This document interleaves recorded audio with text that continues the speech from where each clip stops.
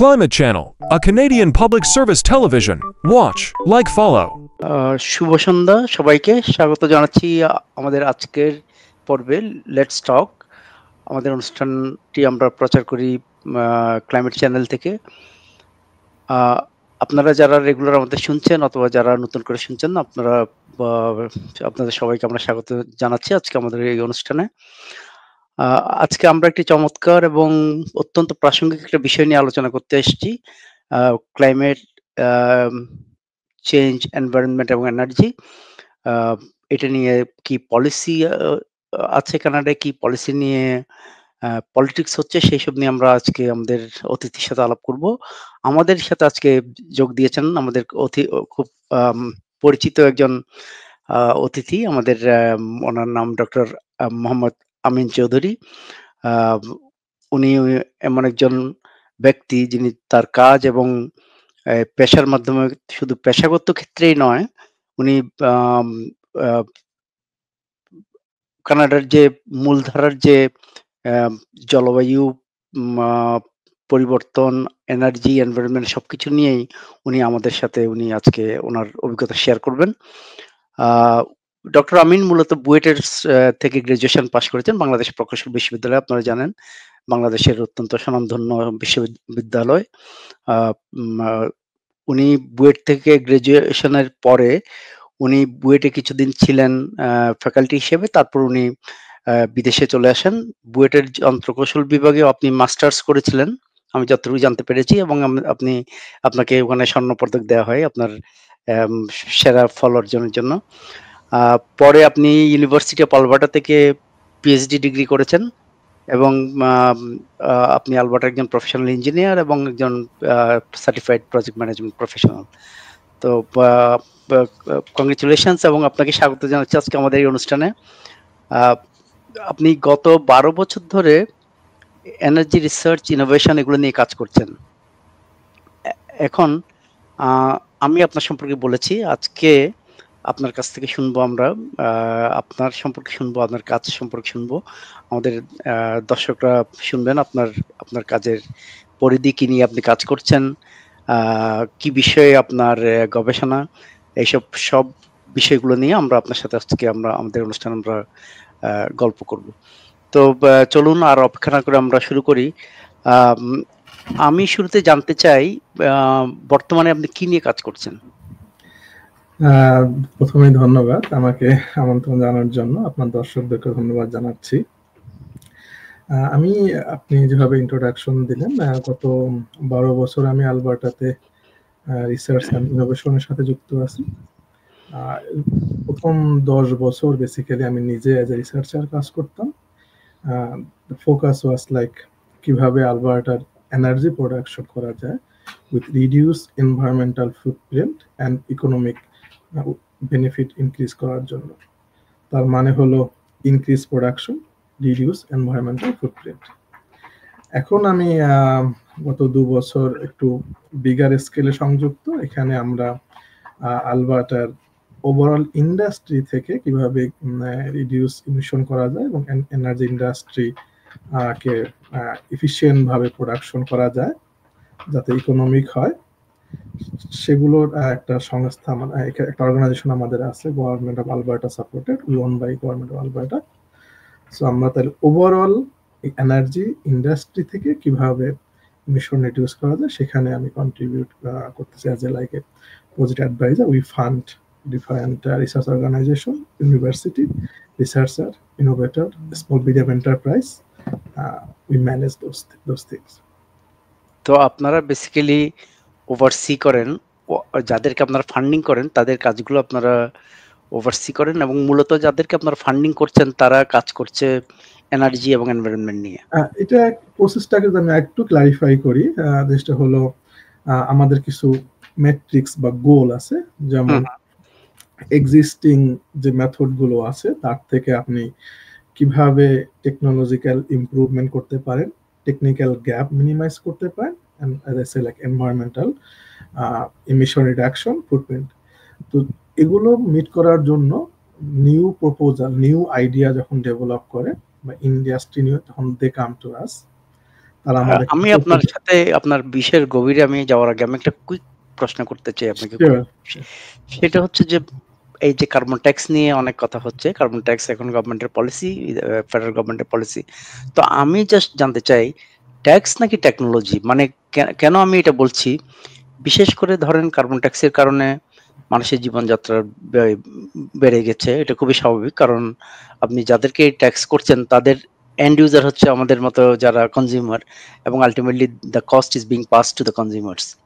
তো আমি আমার নিজের একটা অভিজ্ঞতা দিতে পারি। আমি কিছুদিন আগে আমার ফেসবুকে শেয়ার করেছি। আমার $200 বিলের মধ্যে $50 হচ্ছে ফেডারেল কার্বন ট্যাক্স। এটা মানে এমন নয় যে আমি অন্য কোনো জায়গা থেকে শুনেছি বা অন্য কারো ব্যাপার। এটা আমার একেবারে নিজের অভিজ্ঞতা আমি শেয়ার করছি আপনার সাথে।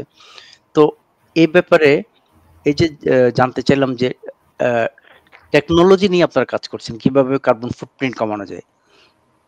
তো এই ব্যাপারটা নিয়ে আমি আপনার কাছে এক্স্যাক্টলি আমি একটু সময় নেই Sure. ব্যাখ্যা করার জন্য। হুম। Just for viewers, like this is my personal opinion from my experience. I don't bear any political view here. It's my personal view I'm sharing. So আমরা সবাই মোটামুটি এগ্রি করি যে ক্লাইমেট চেঞ্জ হচ্ছে, এটা রিয়েল ফেনোমেনন। এটা শুধু আজকে হচ্ছে নট নেসেসারিলি। এটা আপনি যদি দেখেন আমাদের আইস এজ ছিল, এক সময় কানাডাতে ট্রপিক্যাল ওয়েদার ছিল Right. million years ago. So it's changing. Climate is always changing. Now, এখন সায়েন্টিস্টরা যেটা এগ্রি করে যে because of green house gas emission other factor it's became ফাস্টার। এখন এটা আপনি কিভাবে রিডিউস করবেন? Is it A local phenomenon or global phenomenon? এই জিনিসটাকে মাথায় রাখতে হবে আপনাকে। তো কানাডার ইমিশন আপনি চিন্তা করেন গ্লোবাল স্কেল ইজ 1.6%, রাফলি 1.6%। এখন এনভায়রনমেন্ট তো আর একটা ব্যারিয়ার না যে আপনি একটা বর্ডার দিয়ে দিলেন যে এনভায়রনমেন্ট অন্য জায়গায় কি চেঞ্জ হলো সব ইম্প্যাক্ট করে না। তো দ্যাট মিনস এটা একটা গ্লোবাল মুভমেন্ট হতে হবে যদি আপনি গ্লোবালি এনভায়রনমেন্টটাকে ট্যাকেল করতে চান। কিভাবে ট্যাকেল করবেন সেটা একটা কোশ্চেন। তো আমরা ধরেন এগ্রি করে নিলাম, লেটস এগ্রি আমাদের গ্রিন হাউস গ্যাস রিডিউস করতে হবে, রিডাকশনটা করতে হবে। সেটা কিভাবে করা সম্ভব? এখন এই ট্যাক্সের প্রশ্নটা আমি একটু পরে আসছি, কারণ যে কথাটা বলছেন consumer level tax, consumer level carbon tax, আগে চিন্তা করতে হবে এটার ইম্প্যাক্টটা কত, দেন আমরা আসলে আপনি আমি এগ্রি করি যদি পৃথিবীতে কোনো মানুষ না থাকতো তাহলে হিউম্যান অ্যাক্টিভিটি হতো না, তাহলে ক্লাইমেট চেঞ্জ হতো না। তো সেটা তো সম্ভব নয়। এটা হতে হবে একটা ব্যালেন্স, রাইট? সো আমরা যে এখন যে আমাদের অ্যাক্টিভিটি এটা কেন করি আমরা লাইফ সার্ভাইভ করার জন্য। আপনি জব করেন, আপনি বিল্ডিং বাড়িতে থাকেন, আপনি ফুড প্রোডিউস করেন, এগুলো তো হিউম্যান সার্ভাইভালের জন্য, রাইট? আমাদের লাইফস্টাইল তো আমাদের তো জীবন চালাতে হবে, আমাদেরকে বেঁচে থাকতে হবে। এই পয়েন্টটা তার মানে আপনি তো এগুলো বাদ দিলে ক্লাইমেট আপনি সেভ করতে পারবেন, কিন্তু বাদ দিতে পারবেন না। দেখুন না, বিগ এমিটার যে দেশগুলো আছে যেমন ধরেন চায়না বা ইউএসএ বা ইন্ডিয়া, কানাডাতে কোল প্ল্যান্ট ছিল আগে আমাদের। সেকেন্ড পয়েন্ট আমি অ্যাড করতে চাই যে আপনার এই যে ব্রেকডাউনটা দেখেন, শুধু যে গাড়িতে গ্যাস গ্রিনহাউস তা কিন্তু না, যেমন পাওয়ার প্ল্যান্ট গুলো, energy, and then food production, agriculture and industry. These are the main বলতে পারেন যে থ্রি মেইন এরিয়াস। কানাডা আগে প্রডিউস করতো কি বলে electricity production, many hydro area যেখানে আমাদের ড্যাম আছে তারা হাইড্রো প্রোডাকশন করে। বাট আলবার্টা সাসকাচুয়ান এখানে তো আর ওয়াটার বডি নেই, সো তারা যেটা করতো আগে কোল প্ল্যান্ট ছিল। অন্টারিওতে এটা ডিকমিশন করা হয়েছে এই যে 2014 সালের দিকে সব কোল প্ল্যান্টগুলো ডিকমিশন। বলতে পারেন যে নাম্বার 1 মানে ইমিশন প্রোডাকশন করা হলো কোল, রাইট, ফসিল ফুয়েলস, নো কোল, মেইনলি কোল। আলবার্টার টার্গেট ছিল 2030 তে কোলগুলো ফেজ আউট করে দিবে, but Alberta 2023, 7 years ahead of this schedule তারা কোলকে ফেজ আউট করে দিয়েছে। রিমেম্বার আমাদের টার্গেট কিন্তু 1.6% আমাদের global emission. On the other hand China দেখবেন তাদের একটা জায়ান্ট বলতে পারেন যে একটা কোল বেস পাওয়ার প্ল্যান্ট জাস্ট চালু করছে।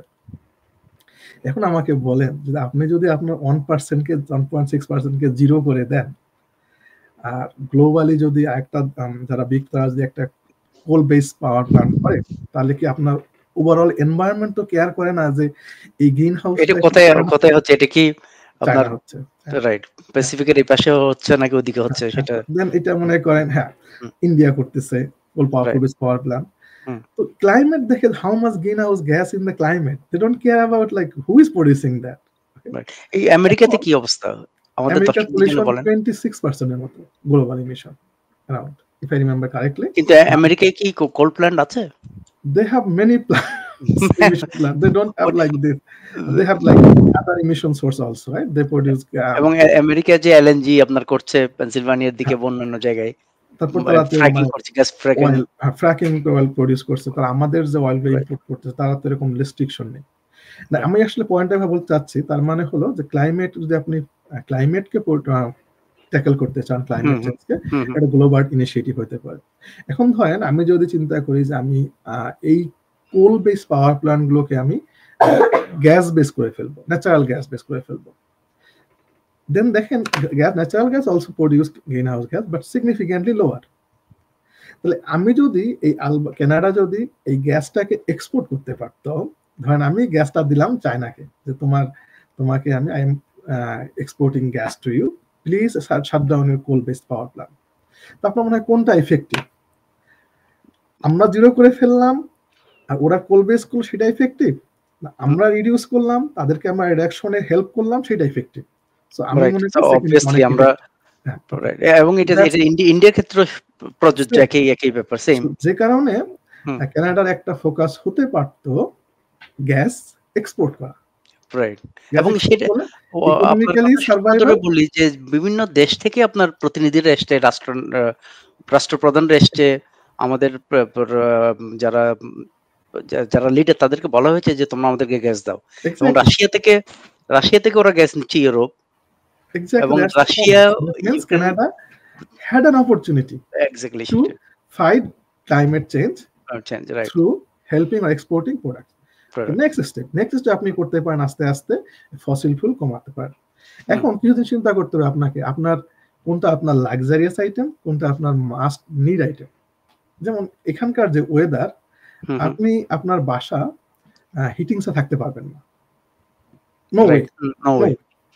এরপর আপনি যদি চিন্তা করেন পাবলিক, বিশেষ করে আপনারা যারা ওয়েস্টের দিকে থাকেন তারা -39 -40 তেও চলে যায় অনেক সময় টেম্পারেচার। সেকেন্ড হলো যে পাবলিক ট্রান্সপোর্ট যেটা বলা হয়, ধরেন আপনি একটা বিগ সিটি, ধরেন টরন্টো বা মন্ট্রিয়াল, বিগ সিটিজে পাবলিক ট্রান্সপোর্ট কিছু একটা আছে, পসিবল, যদিও 2 আওয়ার্স বলতে পারেন ডিলে হয় না।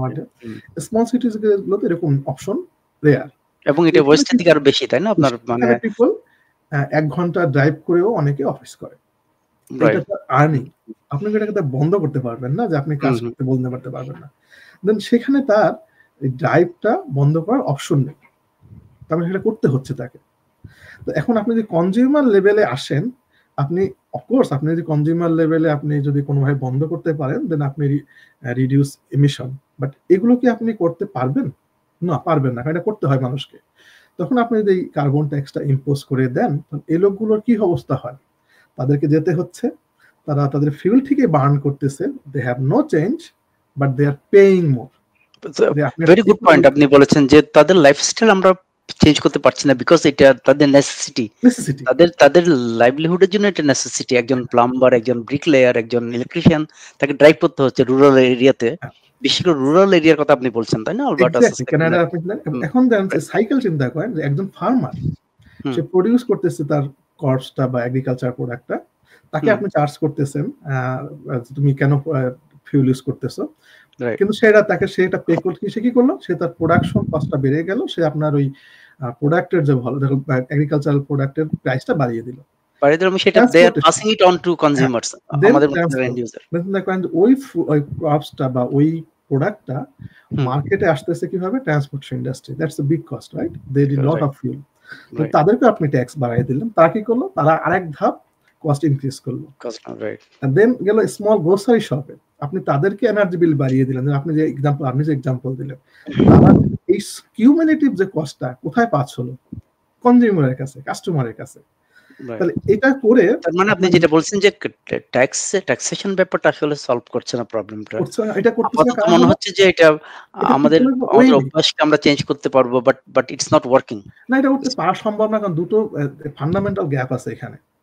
একটা বলা হচ্ছে যে আপনি যা খরচ করবেন আপনাকে আমি বেশি টাকা দিব, রাইট, আপনাকে যদি আমি বলি যে আপনি যা খরচ করতে বেশি টাকা দিব, তাহলে আপনি কেন চেঞ্জ করবেন লাইফ? রাইট, আর সেকেন্ড হলো আপনি কতটা অল্টারনেটিভ দিতে পারবেন তার উপর নির্ভর করবে। সো আমি দেখতেছি এটার ইম্প্যাক্টটা তাহলে কি হচ্ছে, মানুষ সাফারিং করতেছে বেশি, ইম্প্যাক্টটা আপনার দেখতেছেন যে মানুষের কস্ট সাফারিং করতেছে, ইম্প্যাক্টটা we don't know. On the other hand আপনি টেকনোলজি চিন্তা করেন, যেটা আলবার্টা 2009 এ শুরু করছিল, এটাকে বলে industrial carbon pricing, carbon tax না বলে কার্বন প্রাইসিং বলতে পারেন। সেটা কি করছে আলবার্টা? আলবার্টা যারা বিগ ইন্ডাস্ট্রি ইমিটার আছে, যেমন তাদেরকে একটা সেলিং পয়েন্ট কাইন্ড, আমি সিম্পলি এক্সপ্লেইন করতেছি, may not be totally like exactly I am explaining, but I am trying to আমাদের দর্শকরা যাতে বিকজ বুঝতে পারে একটা সেলিং পয়েন্ট। যেমন ধরুন আপনি একটা ইন্ডাস্ট্রি চালু করে আপনাকে বলা হলো যে তুমি maximum 100 ton green house carbon dioxide reduce করতে পারবা। তুমি যদি এর বেশি হয়ে থাকে, তোমাকে দুটো অপশন আছে। একটা অপশন হলো তোমাকে টেকনোলজি ইমপ্রুভ করতে হবে ইনোভেশন করে, অথবা তোমায় কার্বন ক্রেডিট কিনতে হবে। এভাবে প্রোগ্রামটা রান করে। তো এটা কি এখনো আছে আপনাদের আলবার্টায়? 2009 থেকে চলতেছে। চলছে, আচ্ছা। গভর্নমেন্ট এভাবে কিছু তারা ফান্ড কালেক্ট করছে, ওইভাবে করতেছে। এবার একটা অর্গানাইজেশন আছে এখানে, আপনি আলবার্টা সার্চ করেন দেখবেন, এমিশন রিডাকশন আলবার্টা বা ইআরএ। ইআরএ আচ্ছা, গভর্নমেন্টের on behalf of government emission reduction এই বিভিন্ন টেকনোলজি গুলোতে ইনভেস্ট করতেছে, মানে বিভিন্ন স্মল মিডিয়াম এন্টারপ্রাইজ ইউনিভার্সিটিকে চ্যালেঞ্জ দেওয়া হয় বিভিন্ন সময়। তোমরা আমি একটু আপনাকে ইন্টারাপ্ট করছি, এই যে আপনি বললেন এমিশন বিগ এমিটার যারা ইন্ডাস্ট্রিয়াল এমিটার্স যারা, ওদেরকে, তো এটা কি একটা কাইন্ড অফ পানিশমেন্ট রেজিমের মধ্যে পড়ে না? এটা ধরেন আমি এটাকে দুই ভাবে দেখি। একটা হলো, প্রথম আমি বললাম যে আমি ডিফারেন্সিয়েট করলাম how consumer carbon tax is not helping, is hurting people. Industrial এমিটারকে দেওয়ার সুযোগ সুবিধা হলো আপনি তাহলে দুটো কাজ করে, একটা হলো ওদেরকে টেকনোলজিক্যাল ইনোভেশন চ্যালেঞ্জ দিচ্ছেন, তারা ইনভেস্ট করতেছে how they improve technology and fighting climate change technology. That means they are creating job also, they are creating job, the economic improvement at the same time climate.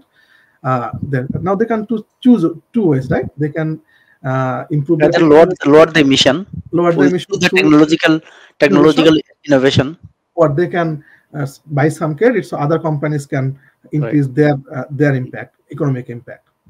I'm a ছোট্ট example দিই আপনাকে। এই ইয়ারে 2023-24 they have public reports, আপনি অনলাইনে গেলে দেখবেন। তারা প্রায় more than 610,000 ton green house gas reduce করছে 1 year, and they are on projectile 15+ million ton CO2 reduction by 2050 through technological emission.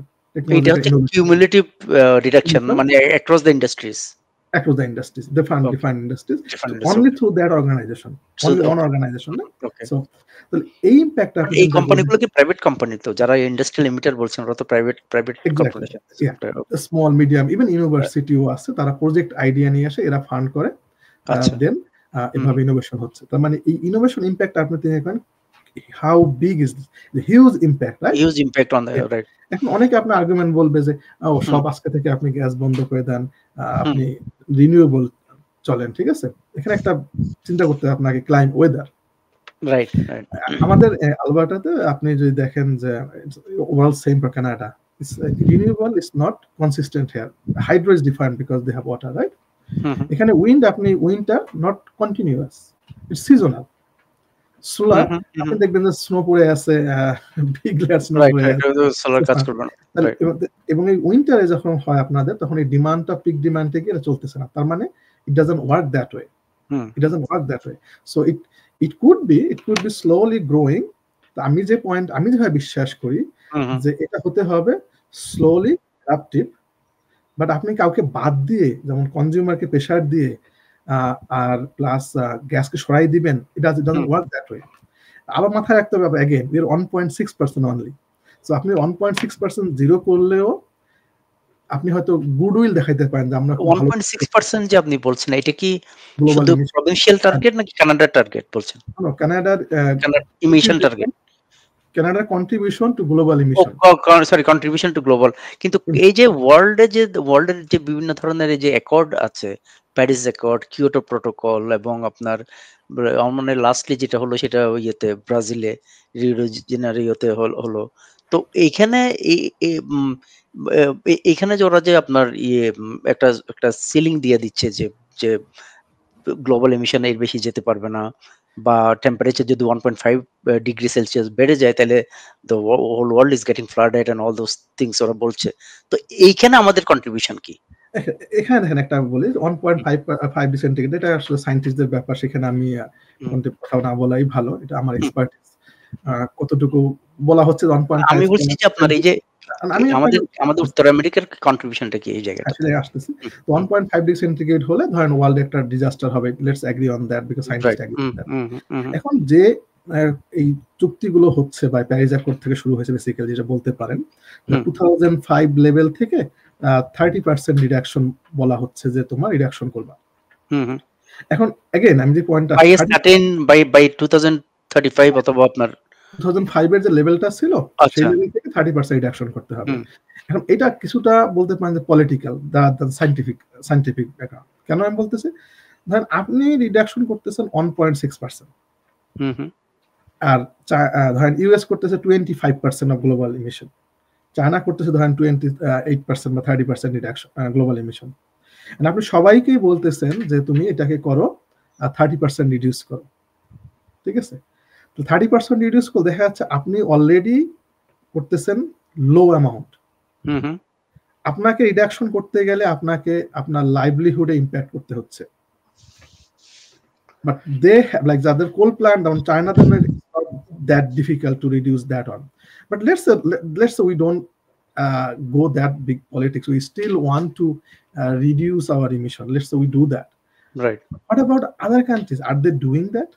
তারা কি লেভেলটা মিট করতেছে? তারা কি আমাদের মতো হার্ড হচ্ছে? তারা কি কার্বন ট্যাক্স দিচ্ছে? আপনি যদি হন একটা স্মল প্লেয়ার, যেখানে আপনার কন্ট্রিবিউশন বললাম যে 1.6% এর মতো, তাহলে সেখানে যদি বিগ প্লেয়াররা না কমায়, তাহলে আপনি যাই করেন, আপনি জিরো করে ফেলেন, ক্লাইমেটের তো ইম্প্যাক্ট মিনিমাম। রাইট। সেকেন্ড একটা পয়েন্ট আপনি শুনবেন, প্রায় আপনাকে বলা হয় যে পার ক্যাপিটা কানাডা অনেক হায়ার। এটা কারণ হলো কানাডার লোক কম, পপুলেশন অনেক কম, রাইট? জিওগ্রাফিক্যালি হতো, বাট থিঙ্ক করেন লজিক্যালি কি হওয়া উচিত ছিল যে কানাডা একটা পৃথিবী একটা ডেফিনিট বাউন্ডারি, রাইট?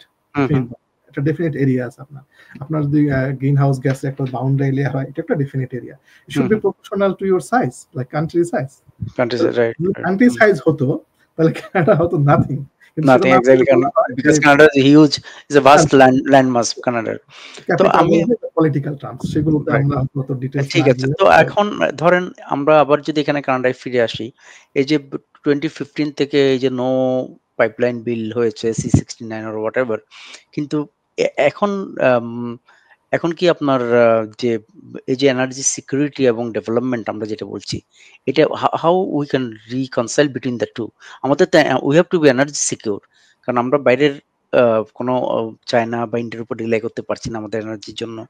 এবং আরেকটা ব্যাপার হচ্ছে আমাদের সাউদার্ন বর্ডার আমেরিকা, তারাও অনেকটা আমাদের ট্রেডের 80% আমরা এক্সপোর্ট করছি তাদের কাছে। তো এখন আমরা যদি আমাদের এনার্জি পলিসি কি মানে কোন দিকে যাচ্ছে বলে আপনার মনে হয়? মানে আমাদের যে পাইপলাইন যে ল, এগুলো basically suicidal policy, devastating policy for Canada. আপনাকে একটা জিনিস মাথায় রাখতে হবে, ideological politics is not helping anyone. আপনাকে বলা হলো যে সব অয়েল অ্যান্ড গ্যাস আজকে আমি শাটডাউন করে দিব, শাটডাউন আপনি করে দিতে পারেন, লাভ হলো কি আপনার কান্ট্রি ইকোনমিক্যালি ভ্যানিশ হয়ে যাবে, আপনার পিপল সার্ভাইভ করতে পারবে, আমাদের ইকোনমি সাফার করছে এটাতে। এখন দেখেন আপনি এই যে নো অয়েল, আপনি যদি ইউএস এ অয়েল প্রোডাকশন দেখেন, আর্লি 2004 থেকে যদি আপনি এটা গ্রাফ দেখবেন they just grow their production exponentially, আর প্রোডাকশন এক্সপোনেনশিয়ালি বাড়াচ্ছে ইউএস। তো এখন ধরেন আপনি কানাডা প্রোডাকশন করলো না, ওয়ার্ল্ড কনজাম্পশন তো কমতেছে না, ওয়ার্ল্ড কনজাম্পশন বাড়তেছে। তার মানে হলো আপনার যে অয়েলটা সেটা না গিয়ে এটা ফিল করতেছে যে সব দেশে ডেমোক্রেসি নাই, যে সব দেশে হিউম্যান রাইটস নাই, তাদের অয়েল গুলো দিয়ে ওটা ফিল হয়ে যাচ্ছে। যদি আপনি আজকে আমাকে বলেন যে আমি পুরো ওয়ার্ল্ডের অয়েল শাটডাউন করে দিব, আই এগ্রি উইথ দ্যাট, ওকে, সেটা তো হচ্ছে না। যেমন ওই যে শুরুতে আমরা বলছিলাম যে ধরেন জাপান থেকে এসেছিল, এখানে জাপানের প্রাইম মিনিস্টার চেয়েছিল, ইউরোপ থেকে এসেছিল, জার্মানি থেকে এসেছিল, আমরা সবাইকে বলেছি আমরা দিতে পারছি না, কারণ আমরা we are very sensitive to climate change. But এটা কিন্তু Then আদার কিন্তু হাউসেস কিন্তু আলটিমেটলি কি হচ্ছে, ওরা ওরা কেউ যাচ্ছে রাশিয়াতে, কেউ যাচ্ছে আপনার ইরানে, কেউ যাচ্ছে চায়না, কেউ যাচ্ছে ইন্ডিয়াতে। না হলে দেন দে আর বার্নিং কোল। এটা এক্স্যাক্টলি, কিন্তু দে আর বার্নিং আদারে কোল। হতে পারতো। যদি হুম, আপনি দিতেন, দেন আপনি প্রোডিউস করতেছেন মোর হিউম্যান রাইটস মেইনটেইন করে, রাইট। মোর এনভায়রনমেন্ট আমাদের একটা ফ্রেন্ডলি মোর করে, এথিক্যাল এথিক্যাল ethical way তে এনার্জি, করতেছেন, ethical and energy. then they replace their coal plant, so hmm, overall global emission will be reduced. So it could be that way. And then right. when other countries, all the world thinking the oil is going down, we can think other way, right? So that's bad policy. And now the pipeline এর সমস্যাটা আমি আপনাকে আবার একটু বুঝাই বলি। কানাডার একটা প্ল্যান ছিল 2013 যখন হার্পার গভর্নমেন্ট চলে যায়, দে অ্যাপ্রুভ 3 পাইপলাইনস। একটা পাইপলাইন ছিল এনার্জি ইস্ট, একটা বলে নর্দার্ন গেটওয়ে, একটা ট্রান্স মাউন্টেন। কানাডার বর্তমান মার্কেটটা হলো একমাত্র US market, oil market. So এই কারণে আপনি যদি প্রাইস দেখেন, WCS বলে, ওয়েস্টার্ন কানাডিয়ান সিলেক্টিভ কানাডিয়ান অয়েলের প্রাইস, আপনি দেখবেন WTI আর WCS এর মধ্যে একটা ডিসকাউন্ট আছে, প্রায় সামটাইম $20 পর্যন্ত ভ্যারি করে। তার মানে যেহেতু আমাদের এগুলো আপনি ক্রুড প্রাইসের কথা বলছেন। বলতেছি, হ্যাঁ, তা দেখবেন যে আপনি তার মানে কানাডা প্রায় $20 ডিসকাউন্টে সেল করে। এবং এটার মেইন মূল ক্রেতা হচ্ছে আপনার আমেরিকা। বিকজ একটাই ক্রেতা, একটাই ক্রেতা কারণ হয়। তখন এটা একটা প্ল্যান হার্পার গভর্নমেন্ট ছিল, যদি এটাকে ডাইভার্সিফাই করা যেত, যে অয়েলটা যদি এশিয়াতে এক্সপোর্ট করা যেত, যদি শিপমেন্ট করা যেত বা তার প্ল্যান ছিল নর্দার্ন গেটওয়ে হয়ে গেলে ওখানে আমাদের শিপে চলে যাবে, চায়না মার্কেট চলে যাবে, দেন এই যে WCS প্রাইসটা বেড়ে যেত, কানাডার ইকোনমিতে মোর রেভিনিউ হতো। বাট ট্রুডো গভর্নমেন্ট সেটাকে ক্যান্সেল করে দিয়েছে। Right. But they keep only one. The one কোনটা রাখলো? Trans mountain. এনার্জি পাইপলাইন তো বন্ধ হয়ে গেছে, যেটা কুইবেক দিয়ে যাওয়ার কথা ছিল। হ্যাঁ, এখন আপনার কুইবেক এন্ড অন্টারিও, আপনারা কিন্তু সরাসরি আলবার্টা এনার্জি আপনাদের ক্রুড যায় না, এটা যায় থ্রু মিশিগান হয়ে, ইউএস হয়ে। আপনি মিশিগানের গভর্নর একবার বলছিল সেই এনবিজের পাইপটা বন্ধ, পাইপলাইনটা বন্ধ, রাইট, এনব্রিজের একটা লাইন বন্ধ করে দেওয়ার কথা বলেছিল। যদি বন্ধ করে দিত, তাহলে যেখানে আলবার্টাতে এই পরিমাণ অয়েল প্রডিউস হয় আর অন্টারিও কুইবেক সেম কান্ট্রি, তারা সেখানে এই প্রোডাক্টটা ইউজ করতে পারতেছে না। কি হচ্ছে, they are importing from Middle East, they are importing from other country, Algeria, Middle East, other country থেকে, আফ্রিকা থেকে they are importing oil, but that oil could go from Alberta. তাহলে কি হতো, কানাডার ইকোনমি বাড়তো, কানাডার প্রোডাকশন বাড়তো, Canada শুধুমাত্র ইউএস এর প্রতি ডিপেন্ডেন্ট থাকতো না। রাইট নাও আপনি দেখেন যে Donald Trump is threatening 25% tariff. একটা মার্কেটে ডিপেন্ডেন্ট থাকলে এই জিনিসটা করা সম্ভব। যখন একটা মার্কেটে dependent, US know that, US জানে যে আমাদের প্রতি সো মাচ ডিপেন্ডেন্ট, আমরা যেগুলো করি তারা যে কোনো নেগোসিয়েশনে বাধ্য হবে। বাট যদি একটা ডাইভার্সিফাইড মার্কেট থাকতো, ডাইভার্সিফাইড মার্কেট, দেন এই যদি আমরা অন্য ফ্রন্ট খুলতে পারতাম এশিয়া প্যাসিফিকের দিকে, নর্দার্ন গেটওয়েটা বন্ধ না হতো, এই এক্সপোর্টটা বেশি হতো। ওয়েস্ট কোস্টে কিছু ট্যাঙ্কার ব্যান আছে, মানে একটা সার্টেন লিমিটের পর আপনি অয়েল ক্যারি করতে পারবেন না, যেটা আলাস্কাতে নেই। সো এই জিনিসগুলো যদি না হতো, তাহলে সো আমরা মনে হয় যে পলিটিক্যালি এনভায়রনমেন্টের দিকে টু মাচ আইডিওলজিক্যাল হওয়ার কারণে আমরা নিজেদের ইকোনমিকে আমরাই ক্রিপল করে ফেলেছি। এই ব্যালেন্স থাকলে গুড ছিল, আমি এটা এগেইনস্টে না, কিন্তু they have become imbalanced. They try to shut down something for the ideological movement. It should be parallel. It should be parallel. যেটা আলবার্টা চিন্তা করতেছিল যে আমরা প্রোডাকশনও বাড়াবো, বাট আমরা ইনোভেশনের মাধ্যমে বাড়াবো, আমরা গ্রিন হাউস রিডিউস করে দিব, আমরা প্রোডাকশন বাড়াবো, আমরা এনভায়রনমেন্টের আদার কেয়ার নিব, আমরা টেইলিং পয়েন্টটা তুলে দিব, মানে those sort of things. But আমরা ওই জন্য মানে ইন্ডাস্ট্রি শাটডাউন করে দিব না। That's the difference I also have with this kind of political. তো এখন ডক্টর আমিন, আমি যেটা বলতে চাচ্ছি যে ধরেন হিস্টোরিক্যালি আলবার্টা তো অয়েল এন্ড গ্যাসের উপর ডিপেন্ডেন্ট, মানে পরিচিত অয়েল এন্ড গ্যাস সেক্টরের জন্য, huge oil and gas is lying under the ground. কিন্তু যেহেতু দীর্ঘদিন ধরে বন্ধ আছে বিকজ অফ ফেডারেল পলিসিস, তো এখন কি ওদের নিশ্চয়ই আপনার রিনিউয়েবল এনার্জি আছে এবং আপনার বায়ো, বা ওরা কি এরকম কোনো ইনোভেটিভ কোনো অন্যদিকে প্রজেক্ট হাতে নিচ্ছে কিনা বা প্রোগ্রাম হাতে নিচ্ছে কিনা, যেখানে হয়তো আপনার ইন টার্মস অফ বায়োটেকনোলজি অথবা আর্টিফিশিয়াল ইন্টেলিজেন্স এইরকম কি কিছু আছে? মানে আপনারা যেই রেগুলেটরি বডিতে কাজ করেন বা আপনারা যে ইনোভেটিভ, যেটা বলছেন যে ইনোভেটিভ ইনোভেশন নিয়ে কাজ করছেন। তো এই এনার্জি ছাড়া আর কি ইনোভেশনের দিকে আপনাদের মানে আপনারা কাজ করছেন আলবার্টায়? Before answering that question, Alberta still oil production আছে, এটা বন্ধ হয়নি। এটা মানে যেভাবে ডিফারেন্ট রেগুলেশন দিয়ে কাইন্ড অফ মানে এটাকে রেস্ট্রিক্ট করার চেষ্টা করা হচ্ছে, but Alberta still going oil. বিভিন্ন ফরেন কোম্পানি গুলো যেগুলো ছিল তা চলে গেছে অনেকেই গভর্নমেন্টের স্ট্রিক্ট রেগুলেশনের কারণে, but still they are surviving. আর আলবার্টা শুরু থেকেই ডাইভার্সিফাইড চিন্তা মানে লং আগে থেকেই করা শুরু করছে। তাদের পলিসি হলো আমাদের don't shut it down, keep it going, we are diversifying in other area. So একটা এরিয়া আমরা করতেছি ধরেন ফিউল সাইডে hydrogen, we are promoting hydrogen very much, and বলতে পারেন আলবার্টা ইনোভেশন হাইড্রোজেন এবং Canada hydrogen technology to bring energy, also export facilities. So Alberta is leading province among Canada. Among a digital like economy, like machine learning, artificial intelligence, data center, we have huge investment there. So and renewable, now we try to see, like as I said, renewable problem ta holo ekhane not continuous, so continuous because of weather, because of climate, right?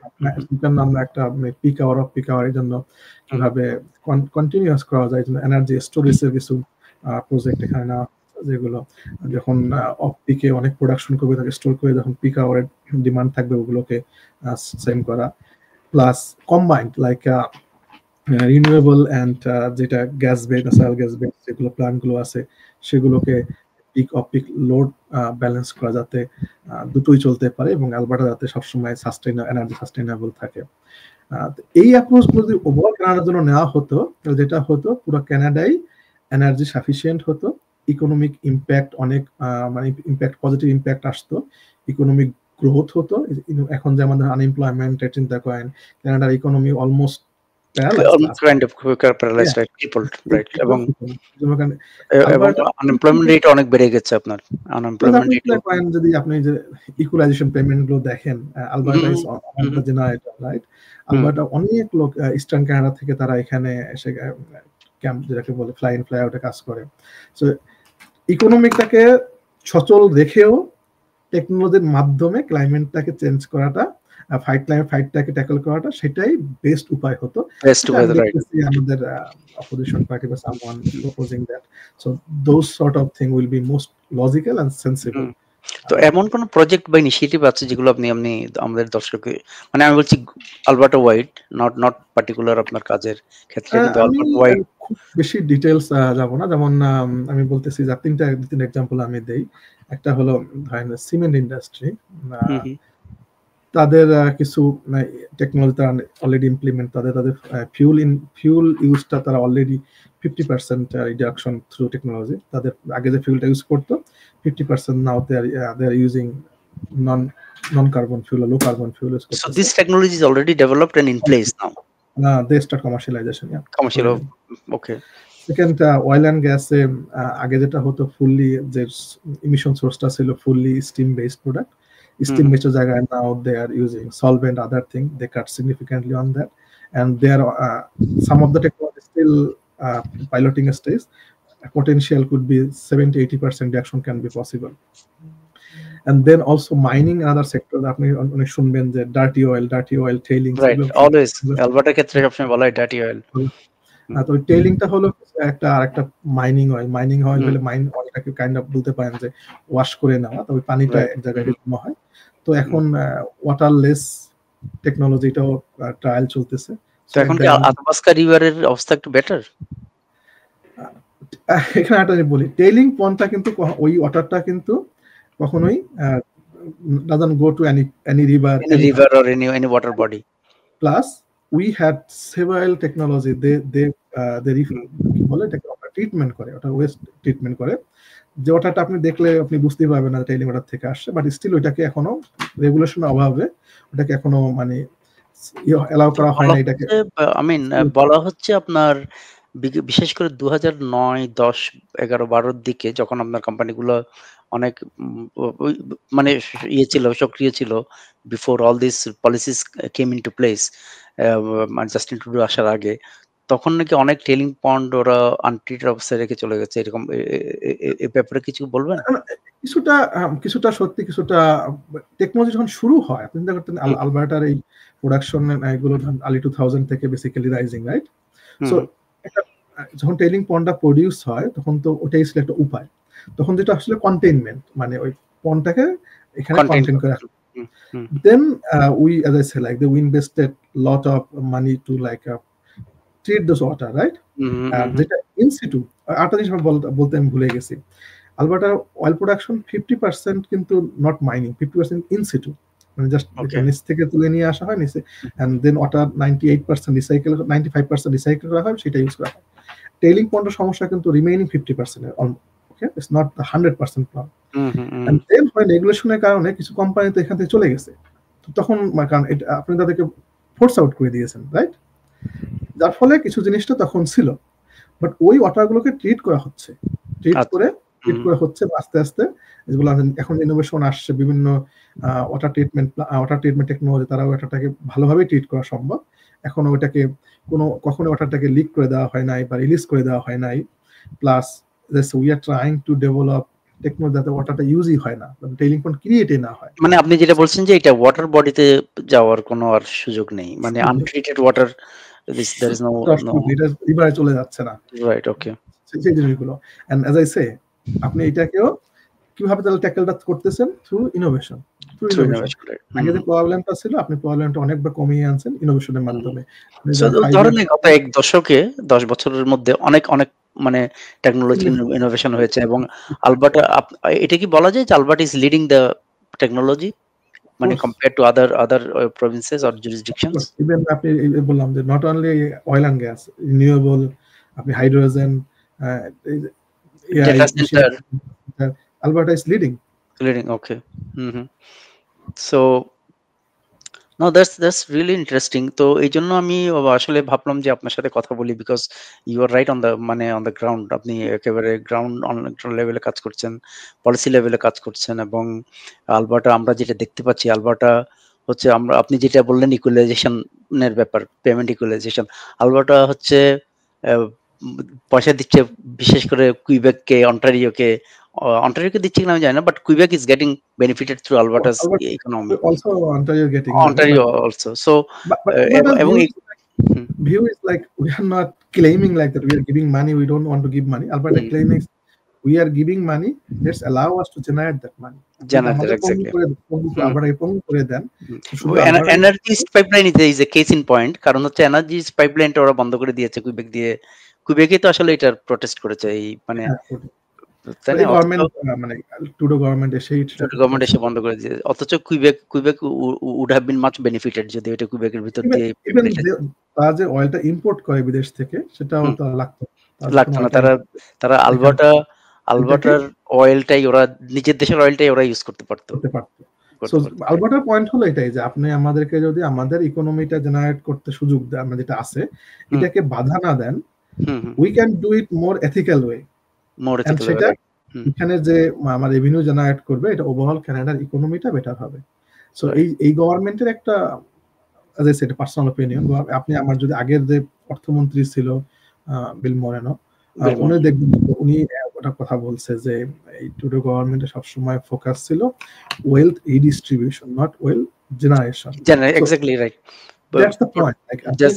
আপনার পকেটে টাকা নিয়ে একজনকে দিলে সে হয়তো খুশি হচ্ছে, কিন্তু আপনার পকেট যখন ড্রাই হয়ে যাবে তখন তো আপনি দিতে পারবেন না। ওইটাই তো বলছি, আমি শুরুতে যেটা বলছিলাম যে আমার কার্বন ট্যাক্স দিচ্ছি আমি প্রত্যেকটা আইটেমে, ইভেন এই যে গ্যাসের জন্য কার্বন ট্যাক্স দিচ্ছি, 1/3 চলে যাচ্ছে আপনার ইয়েতে কার্বন ট্যাক্সের নামে, এবং who is getting benefited with this মানি? হয়তো এমন কোনো কাউকে ডিস্ট্রিবিউশন, এবং আপনি এমন জায়গায় দিচ্ছেন যারা হয়তো এই টাকাটার সোর্সটা বুঝতে পারছে না, but they are spending the money in something which is creating more carbon footprint. আমার এই পয়েন্টটাই দরকার ছিল বেসিক্যালি। আমি ওই আগে অর্থমন্ত্রী যে ছিল ওনার সাথে আমি এগ্রি করি, বাট যেটা হলো যে আপনাকে ওয়েল রিজেনারেট করতে হবে, ওয়েল গ্রো করতে হবে, আপনাকে শুধুমাত্র রিডিস্ট্রিবিউশন করলে একটা সময় চোকিং হয়ে যাবে, যেটা হচ্ছে এখন ইকোনমিক কারণ টুডোকে ফল করতে হলে একটা কারণেই, কারণ সে ওয়েল রিডিস্ট্রিবিউশন করে কিছু মানুষকে হ্যাপি করে সার্টেন সাময়িক সময় করা যায়, এগুলো এটা অল্প সময়ের জন্য মানুষকে হ্যাপি করা যায়, টাকা পেলে খুশি হয়। যেটা ধরেন কোভিডের সময় হিউজ মানি প্রিন্ট করে, কিন্তু ইনফ্লেশনের কারণে আমরা সবাই সাফার করছি। আদার হ্যান্ডে করা যেত যে না আমাদের ইকোনমি গ্রো করব আমরা, দেন রিডিস্ট্রিবিউশন করব, at the same time parallel আমরা ক্লাইমেট ফাইট চালিয়ে যাব, তাহলে এই প্রবলেম গুলো কম হতো। আজকে আমাদের যদি ধরেন স্ট্রং একটা ফুটিং থাকতো, ইকোনমিক ফুটিং থাকতো, তাহলে আজকে আমেরিকা আমাদেরকে থ্রেট করতে সাহস করতো না। যে আমরা যদি ধরেন আমাদের এখানে এই যে অন্টারিও, নর্দার্ন অন্টারিওতে আপনার আয়রন রিং বলা হয়, তাই না, আপনার সাতবাড়ির দিকে ক্রিটিক্যাল মিনারেলস আছে আমাদের, হ্যাঁ, এবং it could be a very good source of export to everywhere in Canada, every nook and corner in Canada, কারণ এখন সবাই ইলেকট্রিক ব্যাটারি ইউজ করছে। তারপর আপনার আলবার্টাতে লিথিয়াম আছে, Saskatchewan one of the mainly ওয়ার্ল্ডে বলতে পারেন লার্জেস্ট ডিপোজিট আছে ওদের। সো মানে এই জিনিসগুলো এখন আমাদের সমস্যা হচ্ছে, আমাদের সব আমরা ইউএস ডিপেন্ডেন্ট, বিকজ আমরা রাইট, আমরা নিজেরা কিছু ডেভেলপ করছি না, কিন্তু আমরা এই উল্টো আমরা কার্বন ট্যাক্স ইম্পোজ করছি।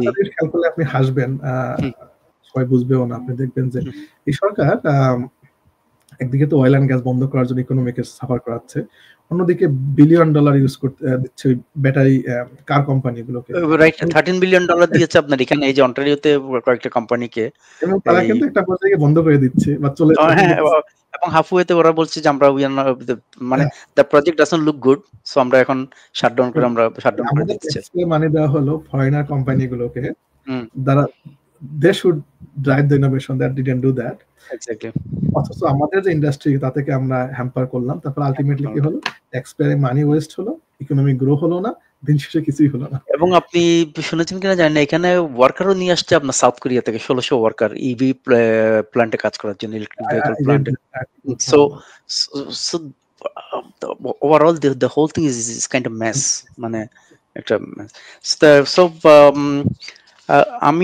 আমরা শেষ করব। আমি শেষ করার আগে শুধু আপনার কাছে একটা ফাইনাল থটস জানতে চাই, যে এই যে তাহলে ফিউচার কি মনে হচ্ছে আপনার, এই যে সাস্টেইনেবল ডেভেলপমেন্ট এবং এনার্জি নিয়ে আমাদের, আপনার কাছে কি?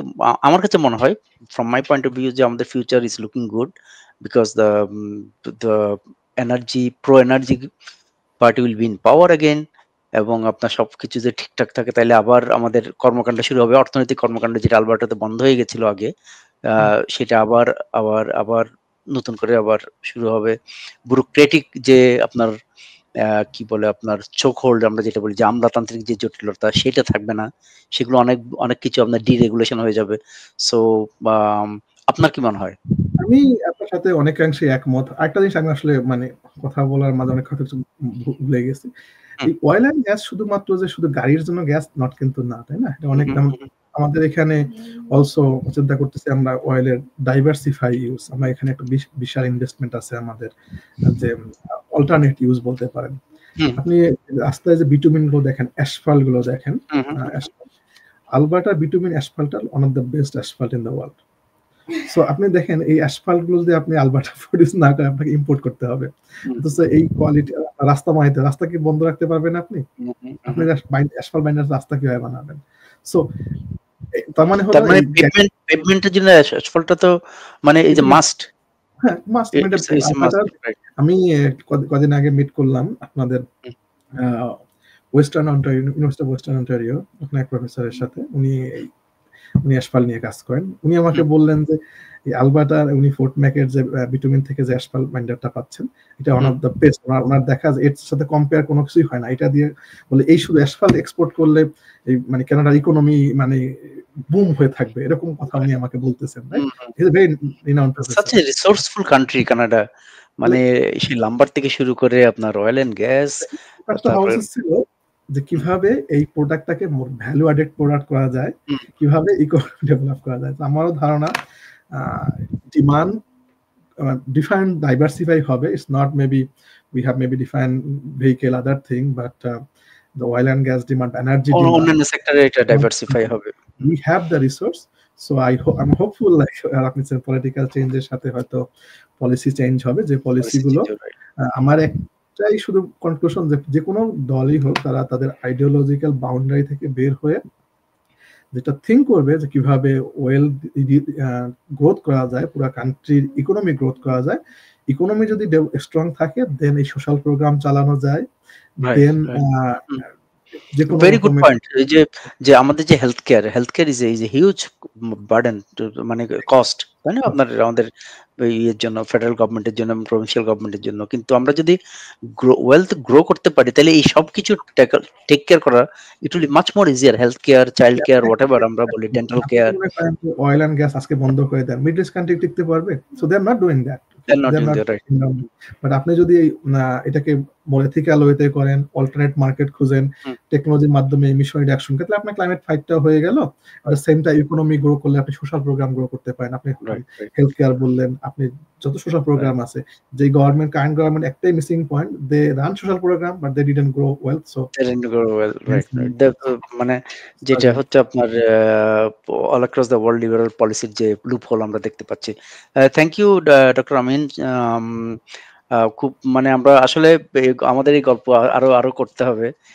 এটা অনেক মানে it's a bigger subject and it's a very diverse issues, মানে পলিসি, পলিটিক্স, এনার্জি, এনভায়রনমেন্ট, এইগুলো আসলে দিস ড্রাইভস দ্য ইকোনমির যে ড্রাইভার আমরা বলতে পারি, energy is the driver. So thank you again for joining in our discussion today, এবং খুবই ভালো লাগলো। আমরা অসম্ভব খুব কৃতজ্ঞ এবং আপনাকে ধন্যবাদ জানাচ্ছি আপনার সময়ের জন্য। আপনাকে ধন্যবাদ। অল্প সময় হলেও কিছু কথা আমরা বলতে পারলাম, এবং as I say like growing, changing politics আর চেঞ্জিং, আমি আশা করি আবার বসবো। আমরা বসবো, উইল টক अगेन। এবং আমাদের সামনে যে আমি যেটা বলছি যে থিংস আর লুকিং গুড, মানে সামনে ভবিষ্যতে আমার মনে হচ্ছে যে ইকোনমি আবার একটা জোয়ার তৈরি হবে, এবং সেই জোয়ারে মানুষের কর্মসংস্থান হবে, মানুষের অর্থনৈতিক অবস্থা ভালো হবে, যেটা মানুষ এখন মানে আপনার সবকিছু নিয়ে তো একটা মানে একটা অস্থির সময়ের মধ্যে দিয়ে আমরা যাচ্ছি।